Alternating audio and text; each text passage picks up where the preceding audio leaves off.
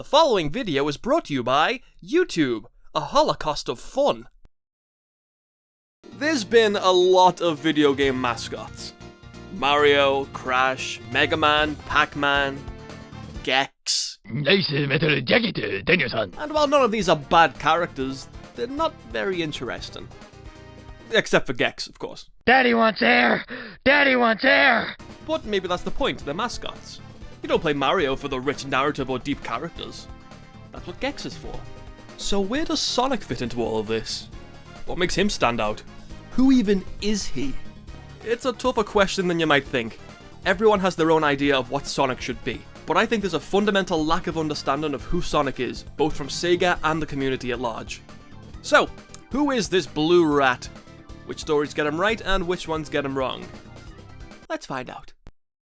There's a strange narrative being pushed in the community that Sonic never had a consistent character.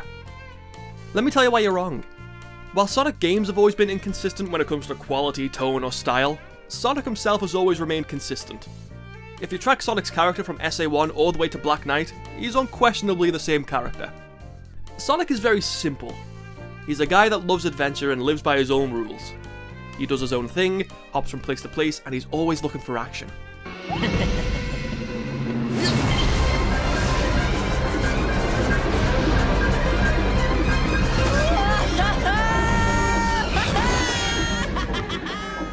He's not a very emotional character. He tends to hide any negative emotions as he's not the best at expressing that side of himself, mainly because he doesn't stick around long enough to really think about it. He dislikes injustice and can't ignore when someone needs help, but he's also not your average hero. Sonic has no code that he lives by. He's not out to avenge his dead parents or juggle the responsibility of being a hero with his personal life. He's not looking to redeem the enemies he faces. He couldn't really care less. He simply doesn't think that far ahead. Sonic doesn't care about being a hero. In fact, he's completely fine with playing the bad guy if he has to. Because Sonic doesn't care what the world thinks. He doesn't care what's right or wrong. He does what he wants. That's why he's so unique. It was never about chivalry for me. I just gotta do what I've gotta do. That's all. Here's how they messed it up. See, in the 2010s, Sonic went through a change. The series started to aim at a much younger audience, and the stories and characters suffered for it. Years of established history for the characters and their world was completely ignored in favour of bland, inconsistent stories that failed to understand why we like these characters to begin with. However, there was a light at the end of this very, very long tunnel, and his name was Ian Flynn. Ian Flynn took over as the lead writer for the Sonic series around the time Sonic Frontiers entered development, which at the time seemed like a great idea. After all, the man had revitalized the Archie comics and showed a clear understanding for Sonic and his friends, along with an appreciation for the series' history. So when we found out he'd be writing the story for Sonic Frontiers, it was genuinely exciting. Then Frontiers came out. Yeah. If you watch my Amy video, you'll know I didn't vibe with the character writing here at all. I don't know what Ian's been doing lately, but it hasn't been clicking with me. This isn't a hit piece on him or anything. I've loved his work in the past, and he seems like a nice guy, but I just don't get where he's going with this. The problem seemed to stem from the IDW comics, also written by Flynn in their early run. Now on the surface, Sonic seems to act like he always has. He's cocky, arrogant, and a little egotistical, but he's got a good heart. Then you get stuff like this. It's what I do. Just keep moving, doing good, saving folks, and living as free as the wind. Living by my way. My own way. Okay, it's a little weirdy, but that's not too bad. The Resistance's paltry efforts do not concern me. One by one, they'll all become a black mark on the floor. Okay, that one felt a little forced. You know, we're not that different, you and I. We both have our own styles that we won't change. Yeah, but yours is evil and mine's not. Oh, come on, that wasn't even clever. I know that you and I have a history, but clearly a lot's changed. You're super chill now and watering flowers. You have hopes and dreams. You're rocking a cool cape. You're moving forward, which I'm all about. In fact, there's a certain other Sonic robot who could really learn a thing or two from you, I think. So how about you and me squash the beef? A fresh start, right here, right now. What do you say? God, he really talks a lot, doesn't he? We gave him a choice to live how he wants to. We've got to honor his decision. Sonic, he's a killing machine. Until next time, Doc. And the time after that, and the one after that. Maybe you'll eventually come around. Sonic, he started a zombie apocalypse! I live for the moment. I want to see the world, find all its thrills and adventures, and enjoy them. I want everyone to have the freedom to do that too. And you wouldn't get that opportunity if I took that chance away from you. I've made peace with enough enemies to know there's a better way. So I'm willing to chalk this up to a rocky start, and let us have a do-over, if you will. Seriously, what is going on with Sonic? They turned him into a pretentious, self-righteous goody-two-shoes. He'd rather tell you how awesome he is instead of actually showing it. He spouts platitudes about the importance of freedom instead of being the physical embodiment of it. He lets his enemies go hoping they'll turn over a new leaf instead of actually punishing them. It makes him seem like a huge pushover. I'm not saying he has to kill his enemies or whatever, but show a little spine. Now, maybe this is just a story they're trying to tell in IDW. A story of Sonic facing the consequences of his flawed philosophy. But here's the thing. That's not Sonic. Sonic doesn't have a philosophy. He acts on instinct and lets his actions speak for him, not his words. He's had some inspirational quotes in the past, but they were always short and concise. They felt genuine and down to earth instead of condescending and lame. That kind of simplicity has so much depth to it. He doesn't need to grow or mature in order to be interesting, he just is interesting. One of my biggest issues with how Sonic is handled nowadays is that a lot of his trademark edge has been softened out. What this means is that, like Amy, any relatable flaws he had before feel missing, which makes Sonic himself feel hollow. And what's weirder is that they keep making up random traits that were never a part of his character. He's too trusting? What? Since when? Isn't that more of a Knuckles thing? Like in Frontiers when he blindly follows orders from the end for no reason. First of all, when has Sonic ever been the type to follow orders? And second, why would he trust any of this? He even asks if it'll save his friends and he doesn't get a response. Then he just goes along with it anyway. Sonic wouldn't follow orders like that, he'd find his own way to save his friends.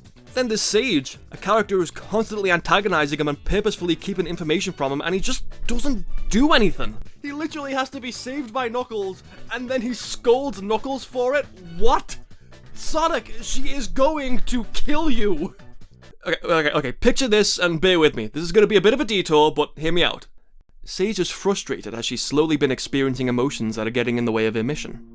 She's beginning to question the orders given to her by Dr. Eggman, and the thought of disobeying her father is eating away at her. She runs every simulation she can to try and figure out why this is happening. Then it hits her. It's Sonic. Everything was fine until he showed up. It's all his fault. Sage lashes out in a fit of despair and anger, cursing Sonic for ruining everything.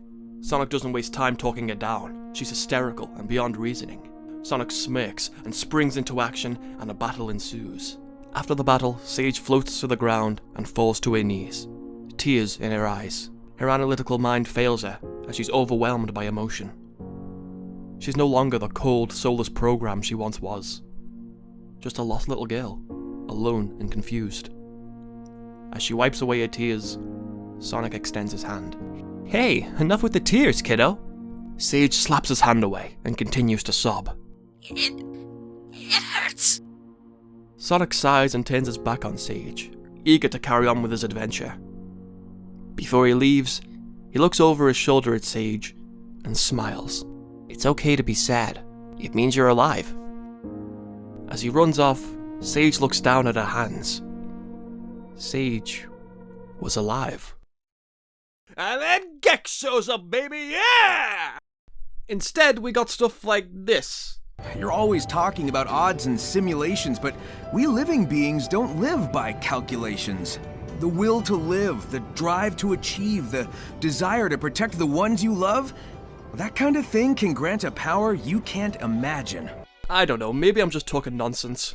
But lately it feels like Sonic is just missing. He went from a laid-back traveler just doing his own thing to a bland, cookie-cutter good guy with no edge. They tried so hard to give him depth, but they didn't realize how much depth was in his simplicity. And sure, you can have different interpretations of a character, that's fine, but Sonic isn't the kind of character that you can reinvent to fit the story you want to tell. Especially when those stories are connected to the stories that came before. Sonic is a flexible character, absolutely. He's the kind of character you could put in any situation and he'd still stand out. The problem with modern Sonic stories is that the characters revolve around the story instead of the story revolving around the characters. There's this strange disconnect between what people want Sonic to be and who Sonic actually is. And look, fan interpretations are fine. We all like to see the characters we love in different styles and tackling different themes and ideas. The problem is this mindset is bleeding into official stories. Character personalities are being ignored or altered to fit the stories and the themes within them. So you end up with characters who serve as mouthpieces for the writers instead of standing on their own, and stories that feel more like fanfiction. I'm not just a damsel in distress anymore. Just you watch. Eventually, you'll be the one relying on me for help. You've already been through this arc, Amy. It was 20 years ago. You're not breaking any new ground! There's a reason people praise the writing of Sonic and the Black Knight. Because Sonic's personality is the driving force of the game's story. The entire plot centers around the juxtaposition of a character like Sonic ending up in a world that directly opposes his way of thinking. Don't tell me you're going off to slay a dragon now! Yes, we are! What of the ladies' tests? You will never make it in time. Yeah, maybe, but I play by my own rules. Remember that. You fool. Hang in there, kiddo. I'll get your folks back. But nowadays, you could replace him with any other character and you wouldn't miss anything. He's just the hero, and he's not allowed to be anything more. Sonic isn't a character that can be tied down to a specific role. He's wild and unpredictable, but he's lost that energy, that spirit. So, how do we fix it? Well, that's easy. We kill him. Let me explain. The Murder of Sonic the Hedgehog is a free visual novel murder mystery game released as an April Fool's joke. And it's the best written Sonic story in over a decade. I don't believe it. I actually like seeing these characters interact. They're actually saying things that they would say. Is it perfect? No, I still think some of the characters still feel a little subdued, but the difference in quality is astounding. Modern Amy actually got me to smile. Sonic himself is great here too. Maybe still a little too soft for me, but he's not giving TED Talks every 5 minutes, so I'll take it. This is what I want from Sonic. That one-of-a-kind spirit that you can't find anywhere else. Seriously, go play The Murder of Sonic the Hedgehog. And while you're at it, go check out the stories from Sonic Channel, written by Itaro Toyoda. You'd be surprised at how consistent the writing for the series is in Japan. Nobody understands Sonic. After all, he's been around for so long that everyone has their own idea of who Sonic is. But for me, Sonic isn't a character that can be altered to fit a story or a theme or even a brand. That's why we love him. When you try and turn him into something else, you lose that fun, rebellious, youthful simplicity that makes him so fascinating. There is no great power or great responsibility. He's not fighting for truth, justice, and the American way. Sonic is just one of a kind.